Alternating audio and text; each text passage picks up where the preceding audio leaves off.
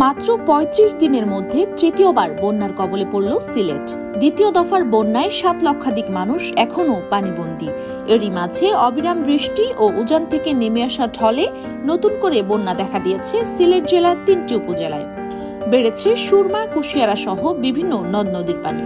প্লাবিত হয়েছে রাস্তাঘাট, বাড়িঘর, দোকানপাট। বাজার তলিয়ে পানি ঢুকেছে ব্যবসা প্রতিষ্ঠানেও।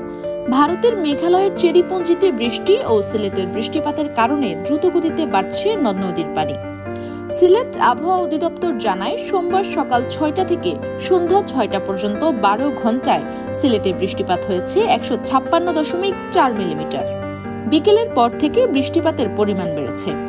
সিলেট পানি উন্নয়ন বোর্ড জানায়, অতিবৃষ্টির কারণে সিলেটের নদ নদীগুলোর ৪টি পয়েন্টে পানি বিপদসীমার উপর দিয়ে প্রবাহিত হচ্ছে। অতিবৃষ্টি আর পাহাড়ি ঢলের কারণে সিলেটের কানাইঘাট, জৈন্তাপুর ও গোয়াইনঘাট উপজেলা বন্যা কবলিত হয়েছে। গত ২৭ মে আগাম বন্যা পরিস্থিতি সৃষ্টি হয় সিলেটে। ২ সপ্তাহ ব্যাপী স্থায়ী এই বন্যায় পানিবন্দী ছিলেন ১০ লাখেরও বেশি মানুষ।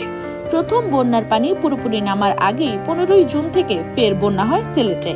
১৭ই জুন ঈদুল আজহার দিন ভোররাত থেকে মাত্র কয়েক ঘন্টার অতি ভারী বর্ষণে মহানগর সহ সিলেটের সব উপজেলায় লাখ লাখ মানুষ হয়ে পড়েন পানিবন্দী। পরবর্তী এক সপ্তাহ সিলেটে বন্যা পরিস্থিতি ছিল ভয়াবহ। দ্বিতীয় দফা বন্যা শেষ হওয়ার আগেই সোমবার থেকে সিলেটে ধাক্কা দেয় তৃতীয় দফা বন্যা।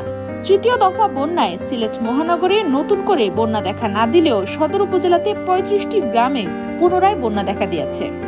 বাকি ১২টি উপজেলায় ১,০৮১টি গ্রামের ৭,৩৩৬,০০০ মানুষ এখনো পানিবন্দী।